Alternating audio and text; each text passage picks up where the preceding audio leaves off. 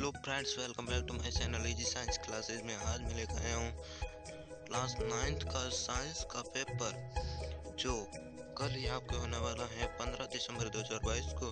तो चलिए स्टार्ट करते हैं आज के इस लेक्चर को। यही क्वेश्चन मिलेंगे आपको पेपर में। पहला है रसोई घर में खाना, यहाँ पर थोड़ा मिसप्रिंट हुआ है। रसोई घर में खाना पकाने हेतु प्रयुक्त गैस कौन सी होती है? तो इनमें ये होती है संपीड़ित प्राकृतिक गैस, मतलब प्रकृति के अंदर वाली गैस, और एलपीजी द्रवित पेट्रोलियम गैस, पेट्रोल की द्रवित अवस्था में पाई जाने वाली गैस। तो यही ऑप्शन करेक्ट है, क ऑप्शन करेक्ट है। और कोशिका का पावर हाउस क्या है? तो इसका मतलब माइटोकॉन्ड्रिया आंसर सही होगा। बिजली घर। संवेग परिवर्तन की दर बराबर होती है, तो ये वेग के त्वरण के बराबर होती है। शक्ति का मात्रक, शक्ति यानी बल का मात्रक न्यूटन होता है। पीलिया रोग के अंग को प्रभावित करता है, तो ये यकृत को प्रभावित करता है। गर्मियों में हमें किस तरह के कपड़े पहनने चाहिए? तो हमें सूती वस्त्र पहनने चाहिए, क्योंकि वे पसीने को अपने अंदर अवशोषित कर लेते हैं। आवोगाद्रो स्थिरांक का मान क्या है? तो 6.022 गुणा 10 की घात 23 है। और यदि जो क्वेश्चन में जिसका आंसर नहीं बताऊं वो आपको कमेंट में बताना।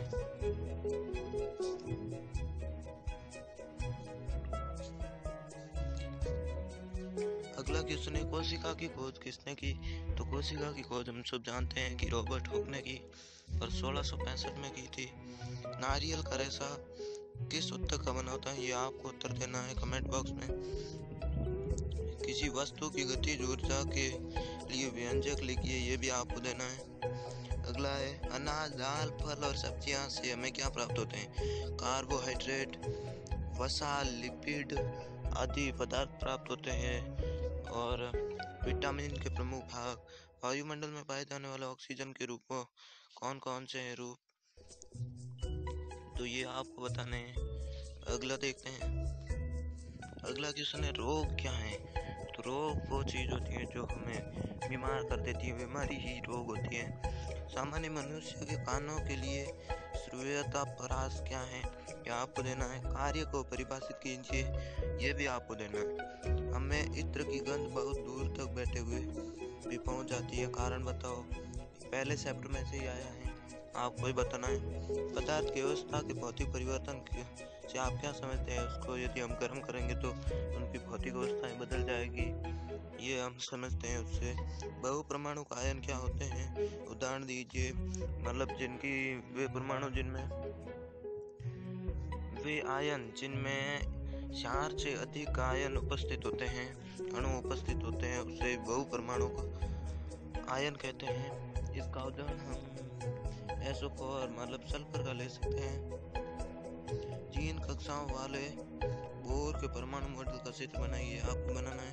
लाइसोसोम को आत्मघाती सेल क्यों कहते हैं? क्योंकि ये जब कोशिका फटती है तो ये अपनी ही कोशिका को ग्रहण कर लेता है, यानी खा जाता है, इसलिए लाइसोसोम को आत्मघाती सेल कहते हैं। रंध्र के क्या कार्य हैं? तो आप बताइए।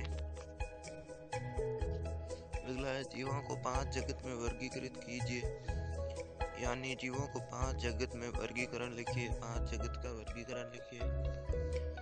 अगला है गति के समीकरण कितने होते हैं? नाम लिखो। गति के 3 समीकरण होते हैं, इनके आपको नाम लिखने हैं। ये नम्य पाठ में से आए हैं। बस की छत पर रखे सामान को रस्सी से क्यों बांधा जाता है? क्योंकि बस गति करती है और एकदम जब वह रुकती है तो सामान जो गतिशील स्थिति में होता है वह आगे चला जाता है, इसलिए।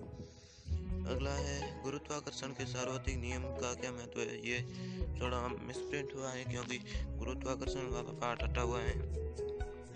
मुक्त पतन का त्वरण क्या है? ये आपको लिखने हैं पूरे, आगे जो भी है आपको लिखना है। ये इतने क्वेश्चन है जो आपको लिखने हैं, ये पहले क्वेश्चन का आगे। इसी के साथ आज के इस लेक्चर को खत्म करते हैं। जय हिंद।